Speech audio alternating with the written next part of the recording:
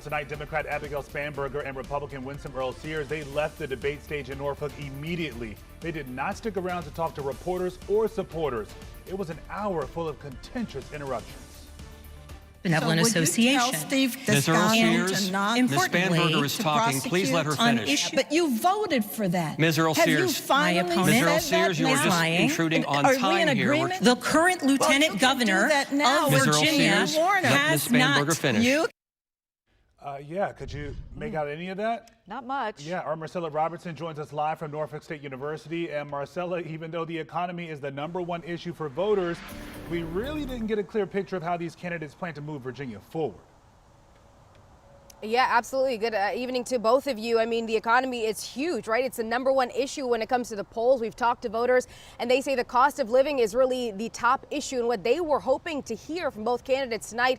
But instead, those candidates, they clashed over issues like political violence, specifically those violent text messages from Jay Jones sent 3 years ago. Jay Jones, of course, the Democratic nominee for Attorney General. Within the first few seconds of the debate, Winsome Earle-Sears, she jumped at the opportunity to talk about those text messages, turning to Abigail Spanberger, asking her if she would continue to endorse Jones despite these text messages. And that is a question that Spanberger did not have a yes or no answer to. Take a listen.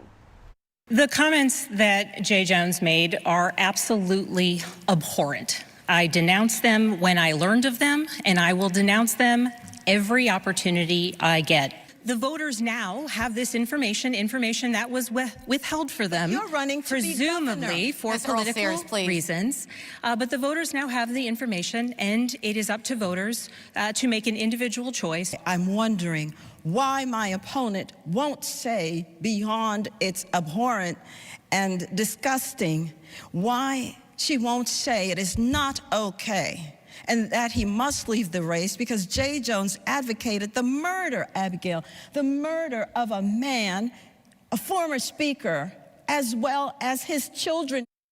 Not going to be able to get to as many topics. Now, Spanberger responded saying that she is running her own race and would leave it up to voters to decide about Jones at the polls.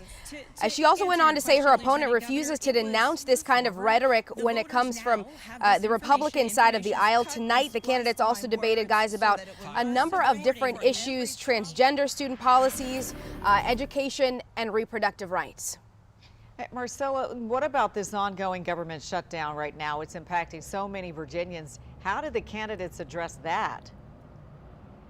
Yeah, well, Leslie, we know that is huge, right? It impacts more than 100,000 federal employees in Virginia, not just the shutdown this week, but in the last 9-10 months, those mass federal layoffs. So Winsome Earle-Sears did not criticize President Trump. She also did not answer whether or not she would ask the president to end the shutdown. Meanwhile, Spanberger took a much different tone, answering that, saying that she would call on everyone to try to end the shutdown, including the 2 Virginia senators, Tim Kaine and Mark Warner, when it comes to that shutdown, to try to end this and put an end to this. And obviously, we know that it has caused a lot of suffering for federal employees in Virginia. Guys, I can tell you that all in all, this was a tense night. It was a tense debate, a lot of interruption back and forth. And both candidates, they did not stick around to talk to the media afterwards. If you ask what the outcome was of this, well, Republicans will tell you this is a win. Democrats, on the other hand, are calling the lieutenant governor's behavior and actions tonight unhinged. Meanwhile, you have a lot of voters who are hoping to get some answers to their questions, but those questions still remain unanswered, especially when it comes to the economy and how the candidates plan to make Virginia more affordable heading into the election November 4th. Back to you. A lot of critical issues. Hopefully voters will get those answers in the weeks ahead leading up to Election Day. Marcella, thank you.